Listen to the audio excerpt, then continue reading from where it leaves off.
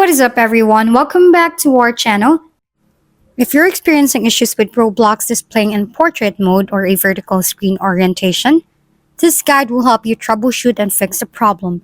Whether you're playing on mobile device or tablet, these steps will ensure Roblox displays correctly, allowing you to enjoy your gaming experience without interruption. So let's begin. Locate the Roblox app. After you locate Roblox, tap on it to open the app. In the app, find a game that can be played both portrait and landscape. For example, Brookhaven RP. As you can see on the screen, I am in the Brookhaven RP game, and I am in portrait mode. So all you have to do is drag down at the top of the screen to open the option. From here, just tap the auto rotate to enable it. Now let's try landscape mode.